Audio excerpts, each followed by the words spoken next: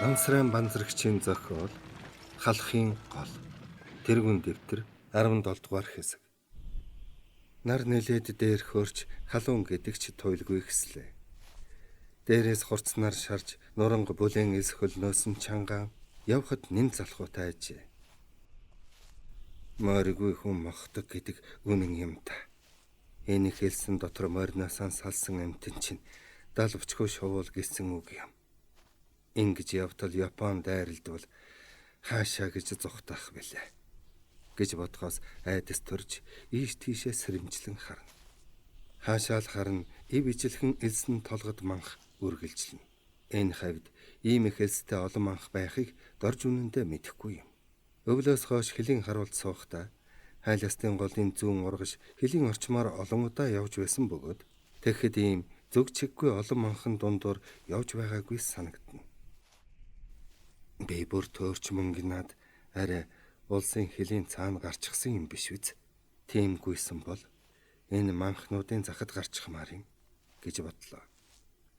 Шүнэл дайснаас зүхтаагаад хааш хамаагүй давхиж байж ингэж баримжаа алдсан хэрэг байжээ. Нөхөр минь ангида минь хүрсэн байгаа. Амьд хилээ хүргэд тушаасан бол болох нь тэр. Би яаж ийсээр яваад очих байлгүй. Намайг алга болсонд нөхөд минь сэтгэл нь зовж байгаа гэж бас бодов. Жижигхэн манхны урдуур тойроод ирвэл цаана нь бас л манхан харагдана. Ийм их хэмжээ хязгааргүй үргэлжлэх манхан байх ёсгүй. Миний толгой эргээд л нэг газраараа дахин яваад байх шиг байна гэж ийш тийшээ харлаа. Элсэн дээгүүр хүн малын мөрч зөндөө бас элс хонхойлон одсон машины мөрч байна. Хажуудах жижиг манхан өд мацаж бараа харъя гэж бодсноо бас хаширлаж нараар баримжаалан баруун зүг алхав.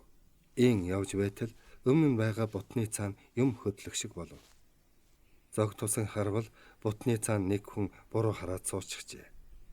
Зэвхийн ногоон хувцс нь түүнийг Япон гэж хэлэх шиг болов. Дорж буугаа мөрөндөн авч буутах гэснээ амьдаар нь барья гэж бодоод мяраалаа. Тэр Япон цаашаа харт суугаад ямар нэг юм оролдоно. Бөөн баруун гар талд нь байлаа. Дорж бутны наан очоод "Бос, гараа өрг" гэж чанга хашгирав. Япон учиргүй сандран босон харайж бууга авах гэснээ болж хоёр гараа өргөв. Дорж дэрэгдэн усран очиж буугийн хөлөөрөө зайлуулад харвал тэр Япон салган нь чичирч байлаа. Дорж амьд Японыг ийм ойроос хараагүй юм. Намхан нуруутай сахал сармайдаа баригдсан яг л монгол хүн шиг царайтай ажээ. Харин нүд нь зэрлэг араатны хаятай хорсон гялалцж ам нь хөдлөх шиг болов. Дорж бууга чиглүүлсээр тулж очоод өмдний хоёр халаасыг нь нэгжив. Цамцны ингэрийн халаасанд хайрцагтай хэдийн ширхэг янжуур чүдэнцнээс өөр юу ч байсангүй. Дорж буугийн авч үрээд яв гэж гараар нь дөхвөл Япон цэрэг баруун хөлөө чирэн алхлаа.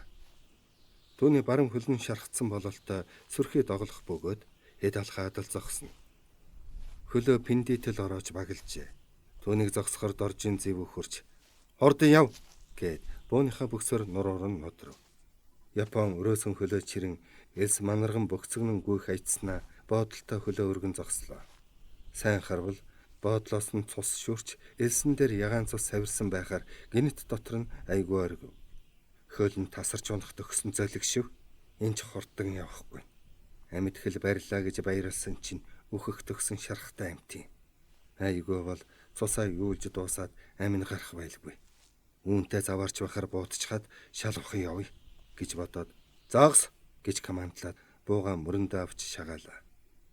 Япон эргэж харснаа өвдгөөрөө нахисхийн сөгдөөд тонголцсон мөргөж муухай ойрлон нүднээс нь булгийн ус шиг нулимс асгарлаа. Энд чинь ам гуйж байх шивдэ зэвсэгчгүй өглөөж шархтай ойлж унтсан ийм хөөрхөлөлтэй амтныг хороогот ч яах вүлээ гэж бодоод бууга мөрөндөө авлаа. Японы царайн цонхийн цайж шороо тоосонд дарагдсан нь нулимсандаа халтартаж тун чөрөвдөлтэй харагдана. Урал нь омголтон хатаж нулимс юм уу хөлс юм уу нүүр нь нойтон болжээ. Дорж түүнийг хэл мэддэг юм шиг "Аминдаа хайртай бол хөлөө чирээд яв" гэд загнахад Япон хазганан гүйх гэснээ шурхчин унаж муухай ойрлоо.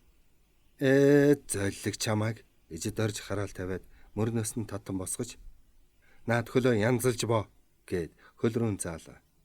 Япон шалавхан сууж хөлөө арайхийн хөдөлгөж боодлыг нь тайллаа. Юугаарч ороосын бүүмэд хэдэн давхар ороолтон цуснд нэвчин хүрэн алга болжээ.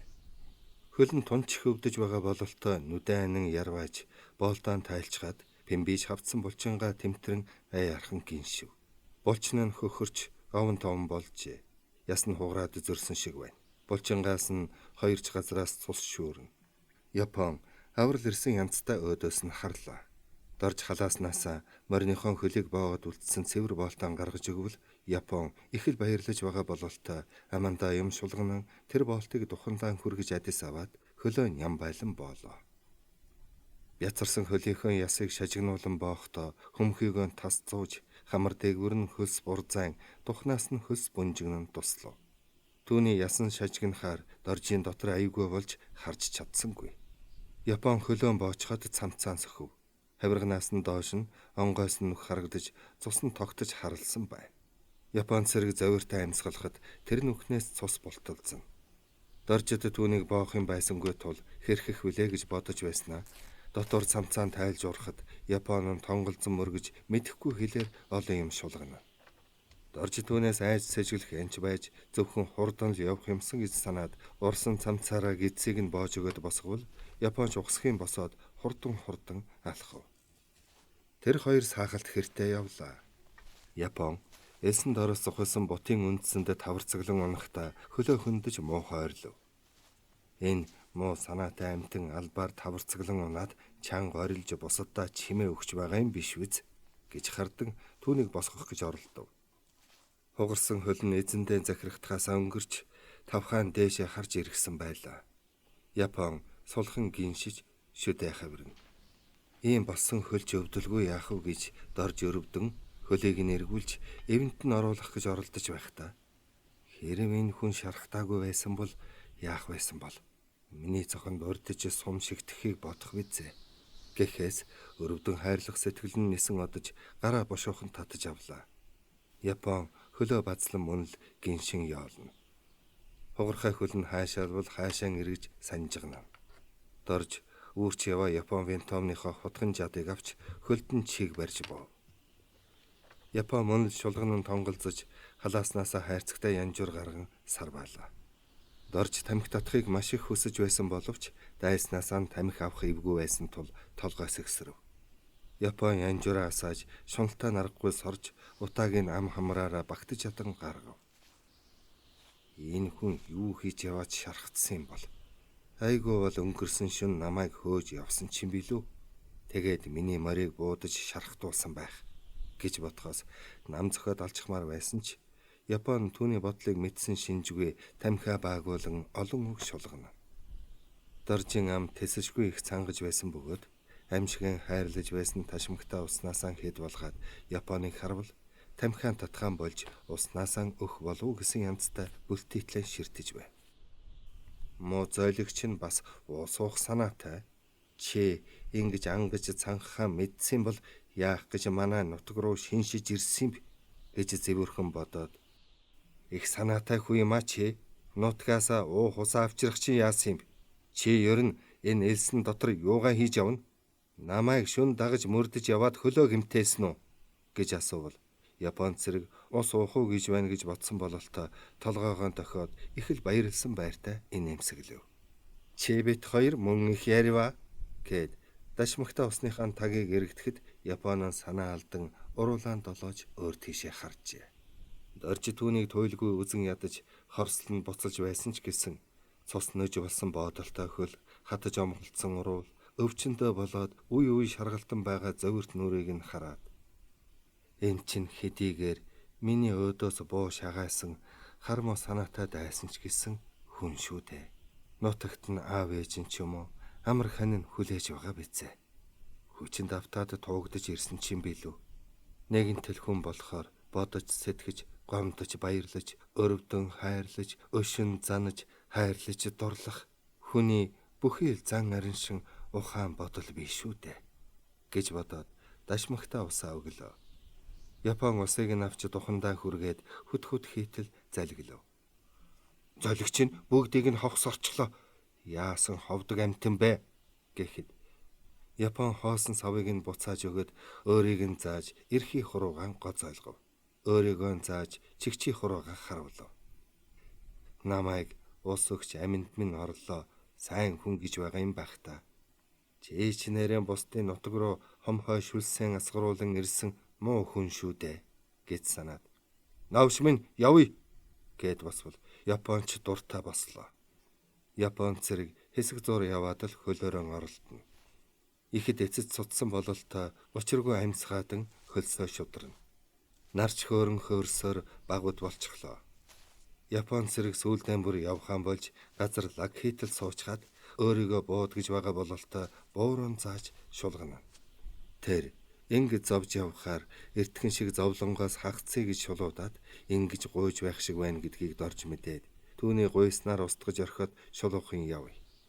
Энэ байлаар амьтантай зууралдаж хамаг цагаа дими барлаа гэж бодох боловч амьд явахын төлөө эцсийн хүчээ шавхан үхэлтэд тэмцэлдэж байгаа нүгэлт амьтныг хороох зүрх хөрсөнгүй. Япон мөн л цусан зам татуулан эзэнгүй болсон хөлөө чирэн гэлдэрхтэн гэлдэрч заримдаа мөлхөн.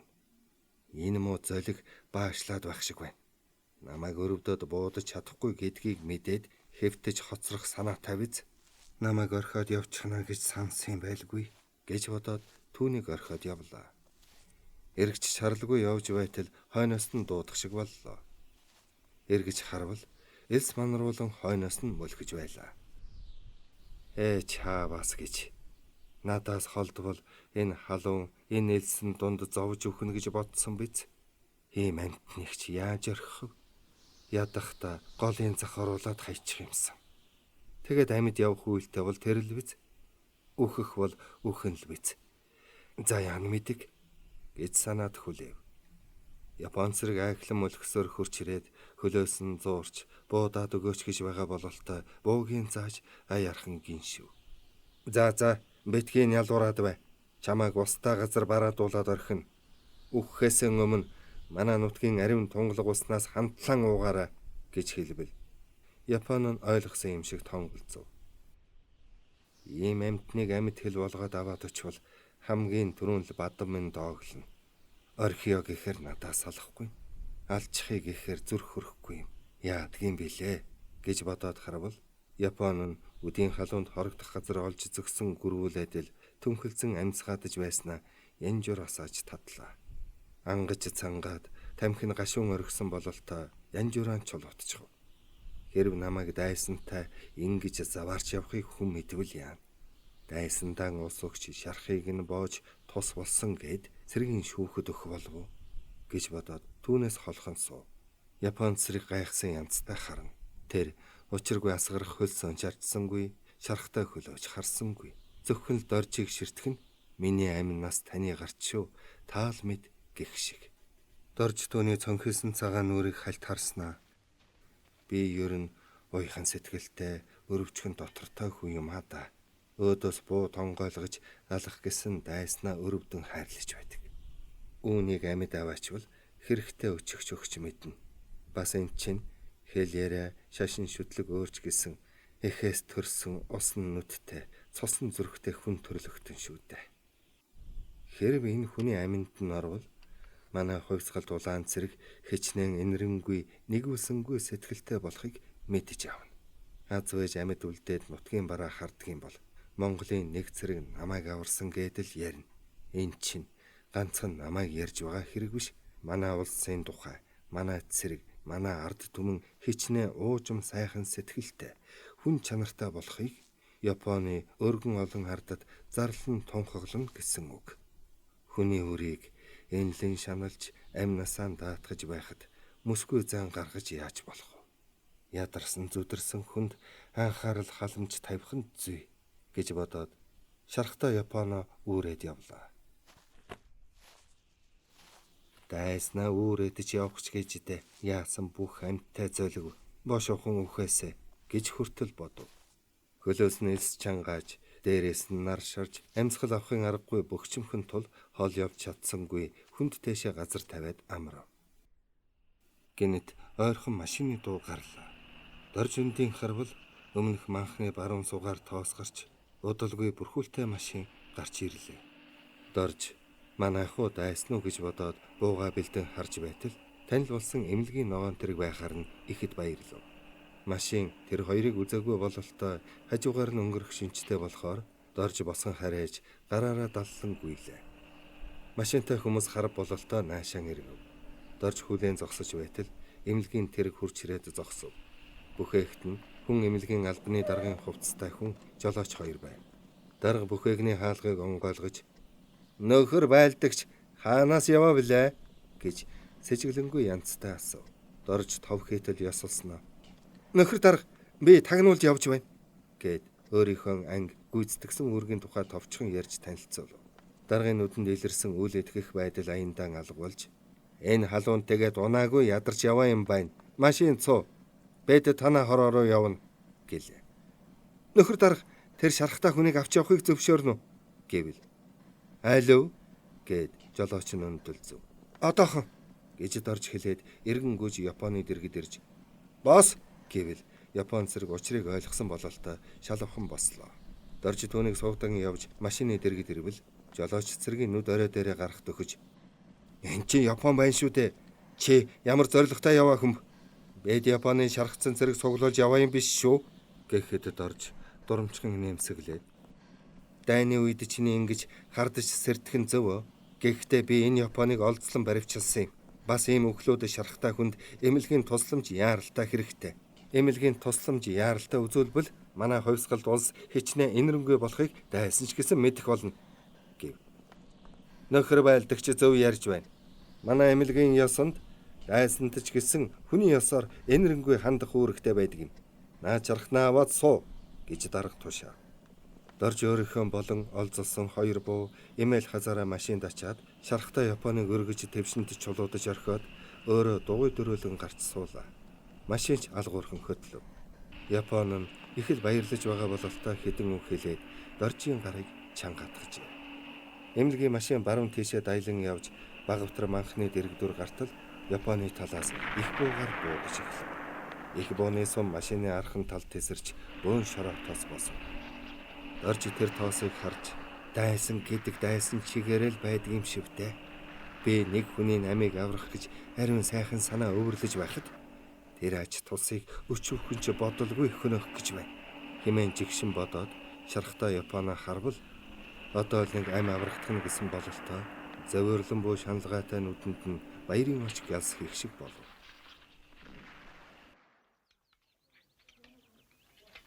Нар шингэхээс өмнөхөн сумангийн дарга байлдагч нарын хурал боллоо. Сумангийнхан хориглолтын гүнзгий нуувчанд цуглаж, зарим нь тамхи баагуулан, зарим нь юун тухай таниулга хийх гэж байгааг таажадан өвөр хоорондоо ярилцаж байтал сумангийн дарга дэслэгч Баатар саяхан эмнэлгээс гарсан сургагч Сарокийн улс төрийн удирдагч 3 хурч ирлээ. Тэдний араас сумангийн жагсаалын дарга бас 4 цэрэг баахан бодолтой юм тэврэн ирэхэд байлдагчид бүр гайхаж учрыг олж ядан байлаа. Баатар өөрийг нь нүд салгалгүй ширтэж байгаа байлдагчдаа тойруулан харснаа. "Нөхөд байлдагчдаа эх орныхоо тусгаар тогтнол бүрэн бүтэн байдал ард түмнийхээ эрх чөлөөг хамгаалан тэмцэж байгаа Баатар зоригт байлдагч та бүхэнд манай улсын ажилчин малчин ардууд дайснаа түргэн дарахыг өрөөж олон тооны загтал бэлэг ирүүлсэн байна. Одоо та бүхэнд хөдөлмөрчин олон түмний тэр захиа бэлгийг гардуулна" гэхэд байлдагчид баярлан өвөр хоорондоо шивэр авир хийлцэв. Улс төрийн удирдагч цүнхнээсээ бичиг гарган дэлгээд "Малчид болон ажилчин нөхдийн ирүүлсэн энэ загтал хувийн бэлэг бол манай Баатарлаг улаан цэргийн ялалтыг түрэгдэхэд чухал зүйл болж байна. Иймд ийм хүндтэй сайхан загтал бэлгийг юуны өмнө Японы эзэрхэг түрэмгийн нартаа хийж байгаа байлдаанд гарамгаа гавья байгуулсан байлдагч баг дарга нарт гардуулах нь зүйтэй гэж үзэж байна" гэхэд хүмүүсийн нүд сэргээд явчихв. Гэвч цөөнхөн доошо тонгойсныг ажиж улс төрийн удирдагч мэдсэн боловч мдээгүй дөрвзүүлэн хоолоогоо заснаа. "Мэргэн буудагч галдан" гэхэд би гисээр галдан түргэн босож дарга нарын өмнө очлоо. Түүнд нэг загтал нилээд том боотолтой бэлгийг Баатар гардуулахад байлдагчид алга дашин баяр хүргэв. Дараа нь тасгийн дарагд орж байлдагч Бадам болон сумангийн ихэнх нь нэр дуудагдсан захидал бэлэг хүлээн авцгаав. Бэлэг авсан байлдагчид тус тусынхаа бэлгийг задлан захидлыг уншиж бөөн инээдэм шуугаан баяр хөөр болцгоо. Дарга нар бэлгэн тарааж гүйцээд командынхаа байрууд явжээ. Доржид Улаанбаатар хотоос нэг бүсгүй захиа бичиж хатуу хайрцагтай папирос тамхи цаастай чихэр дотор өмд цамц бэлэг болгон ирүүлсэн байлаа. Захидалд халахын голын баатар эрхэм хүндэт байлдагч таны амрыг ирмөө. Миний бие аж үйлдвэрийн комбинатын жирийн нэгэн ажилчин бүсгүй билээ. Манай комбинатын олон мянган ажилчин бид эх орноо баатарлагаар хамгаалж байгаа хувьсгалт улаан цэргийн байлдагч дарга та бүхний ялалт амжилтыг жиг тавин чагнаж та бүхэнд зориулан дотор хувцс, гадуур өмд цамц, гутал ойж байна. Би өдөрт 2 гутал ойх норомтой боловч 3 гутал хийж байна. Манай гутлын үйлдвэрийн ажилчдын хийсэн хэдэн зуун савхин гутлыг саяхан машинд ачаад та нарт явуулав. Та нөхөд ажилчин бидний гараан гаргаж ойсон гутлыг өмсөөд Японы эзэрхэг түрэмгийн нарыг эх орноос өтөр түргэн хөөж гаргаарай. Манай комбинатын ажилчид бид дайны цагийн байдалд бүхий л ажлаа тохируулан хийж байна. Өдөрт 10 цаг ажиллах ёстой боловч ажилчин бид сайн дураараа 12 цаг ажиллаж улам их зүйл хийх юмсан гэсэн хүсэл эрмэлзэл дүүрэн байна. Эх оронд минь аюул учирсан энэ хүнд өдрүүдэд та бүхэн дайны талбарт амиа гээж цусаа урсган тулалдаж байхад бид энд хөлсөө гойжуулан мэрийн ажиллаж байна. Бидний ойсон хувцсыг дайсны сум даахгүй байх болтугай. Миний захиаг мөн өчүүхэн бэлгийг хүлээн авсан байлдагч та эх орон эрх чөлөөгөө хамгаалан эрлэхэг зоригтой байлдахыг хүсэн ирөөсөн аж үйлдвэрийн комбинатын гутлын үйлдвэрийн ажилчин долгор гэж бичсэн байлаа. Дорж захиаг сонирхон уншиж дуусаад чихэр идэж суутал Бадам сүр сархийн гүйж ирээд "Заах тасгийн даргад хинээс захиа иржв" гэлээ. Улаанбаатар хотын аж үйлдвэрийн комбинатын нэг ажилчнаас гэвэл Бадам их л баяртай инээмсэглэн "Миний захиаг үүсгөө. Би бөөн баяр болж байна. Надад эхнэр болох бүсгүй маань захиа бичсэн байна шүү дээ" гэд захидлаас сарвалаа. Дорж түүний захиаг авч өөрийнхөө захиаг өгөв. Бадамд ирсэн захиаг бүсгүй хүний төр муутайхан гараар бичсэн ажээ. Эрхэм хүндэт байлдагч та амархан сайн байна уу? Алс баруун хязгаарын хончин бүсгүй би танд энэ захиаг бичиж байна. Та намайг танихгүй байх. Би ч таныг танихгүй. Гэхдээ эх орно гэсэн ариун сайхан сэтгэл минь бидэн хоёрыг танилцуулж байгаа юм. Би хөгшин ихтэйгээ хоёулан амьдардаг. Энэ жил 18-тай боллоо. Манайх 300-аад хон ямаатай. Мөн 10-аад өхөр 5-6 морьтой айл. Амбул цөөхөн болохоор малын хойноос хөөцөлдөж баахан сандруул байх юм. Ах маань ховдын хязгаарт цэрэгт байдаг. Энэ намар халагдаж ирэх байх. Манай хөдөөний ардууд хувьсгалт цэрэг та бүхэнд шилдэг сайн агт морьдон бэлэглэж байна. Манайх нэг морьон бэлэглэв. Миний захиаг хүлээн авах эрхэм байлдагч танд тамхины уут ойж явуулав. Би одооноос л юм ойж сурч байгаа юм. Тийм болохоор муухан хийсэн бизээ. Гэвч энэ бол миний чин сэтгэлийн ойсон зүйл юм шүү. Бас танд өөрийнхөө гараар хийсэн ааруул эзгий явуулав. Хөдөө газар чихэр бов ховор шүү дээ. Танд чихэр бовны ч хэрэггүй бизээ. Дорж ийн уншиж байтал Бадам захиагаан шүүрэн авч "Тийм байгаа биз" гэв. Дорж гайхан харж "Нэрэн чиний сэтгэлтэй бүсгүй юм уу?" гэвэл Бадам инээ талдан "Одоо л сэтгэлтэй болчихлоо. Энэ бүсгүй чинь 18 настай хөгшин ихтэйгээ хамт байдаг.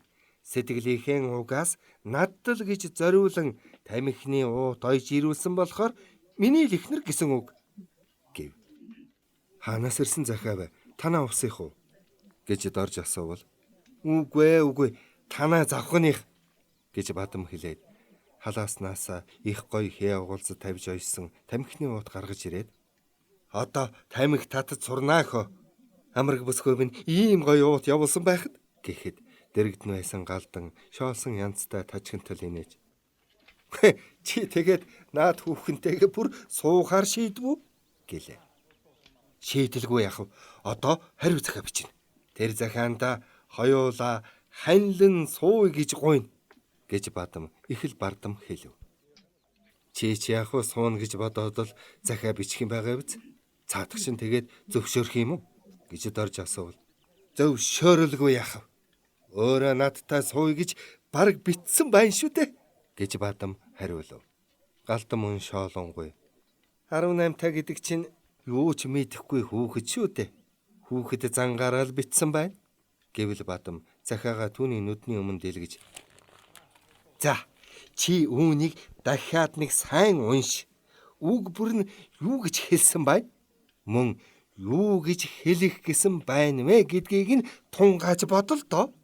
Эмэгтэй хүн юу боллоо гэж би хөгшин ихтэйгээ ахтайгаа гэж бичхв. Эн чинь нөхөргүй гэсэн үг мөн бицтэй гэв.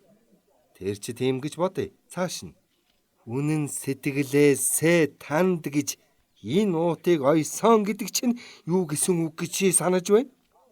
За тэр чи яах вэ? Байлдагч бид бүхэнд л үнэн сэтгэлээсээ хандаж байгаа Монгол бүсгүйн сайхан сэтгэл шүү дээ. Үгүй тийм биш. Ганцхан наадтал тэгж элгэмсэг хандаж байгаа юм.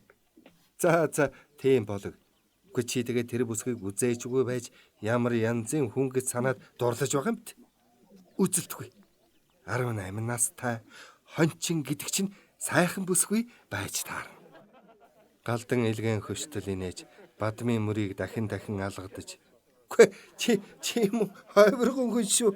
18-та хончил бол сайхан хүүхэн байдаг гин.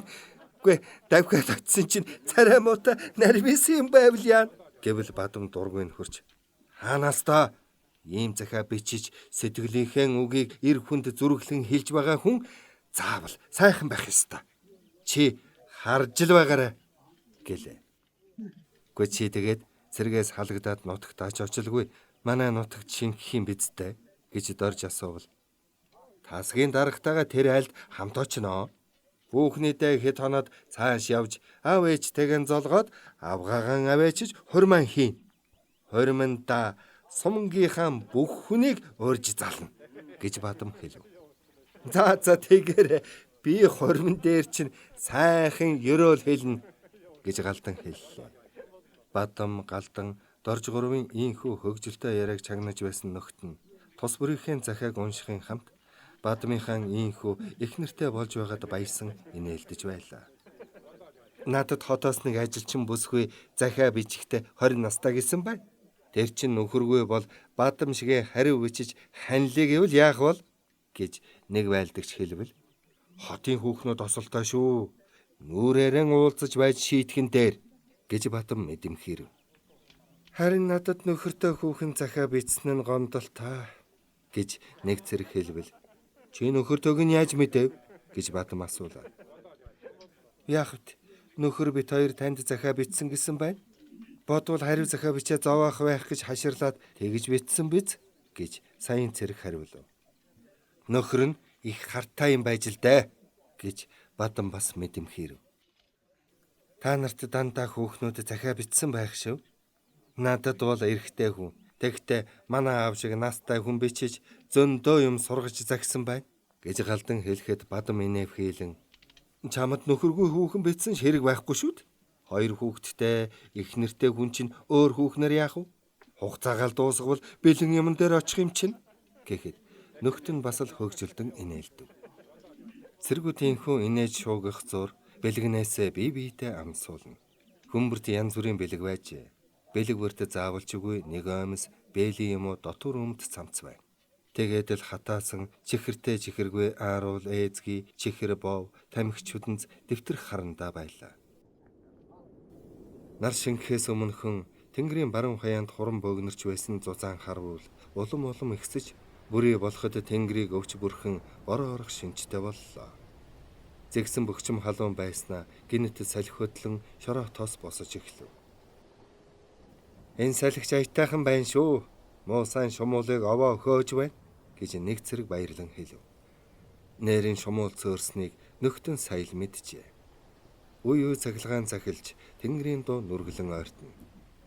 Салхи цахилгаантай ширүүн бороо орох төлөвтэй болсон тул муухан чөлөөнөр чон борооноор гихч Япон халдаж магадгүй гэсэн яриа үүсэж байлдагчдыг зөх байран эзлэхийг тушаажээ. Тэнгэрийн дуу ойрцоор л байлаа. Ойрдоо бороо ороогүй тул ногоо гандаж, хуурай халуун салхи тавьж, тунж залхуутай ядаргаатай байсан учраас ийхүү сэрэм салхи сэвэлзэн чигний үнэр ханхалах нь тунч сайхан байлаа.